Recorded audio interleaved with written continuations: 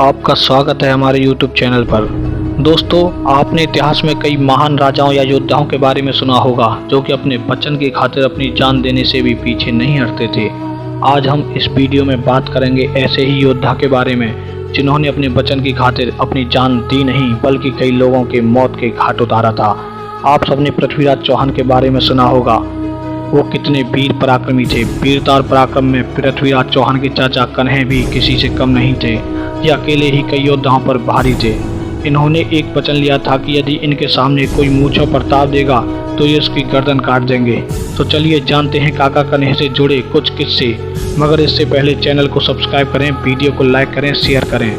काका कन्हे पृथ्वीराज चौहान के चाचा थे। कवि चंद्रवरदाई द्वारा लिखित पृथ्वीराज रासो में काका कन्हे के घग्गर नदी के युद्ध का वर्णन लिखा है, जिसमें बताया गया है कि काका कन्हे एक महारथी और वचन के पक्के राजपूत थे। कन्हे का प्रण था कि यदि कोई मेरे सामने अपनी मूंछ पर ताव देगा तो मैं उसका सर धड़ से अलग कर दूंगा।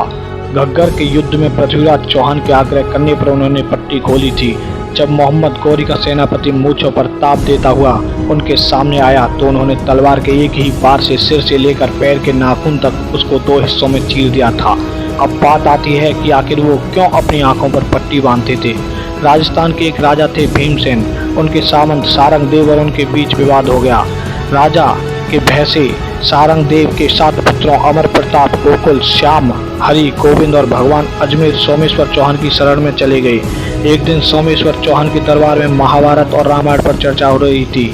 इस सभा में सारंग देव के 7 पुत्र और काका कन्हे भी मौजूद थे। सारंग देव के पुत्र प्रताप सिंह ने अनजाने में अपनी मूंछें मरोड़ दी। यह देखकर काका कन्हे ने तलवार से प्रताप पर जोरदार वार किया, जिससे प्रताप का शरीर 2 हिस्सों में बंटकर जमीन पर गिर पड़ा। अपने भाई की हत्या देखकर प्रताप के सभी भाई काका कन्हे पर टूट पड़े। सभा का शांतिपूर्ण माहौल युद्ध में तब्दील हो गया था।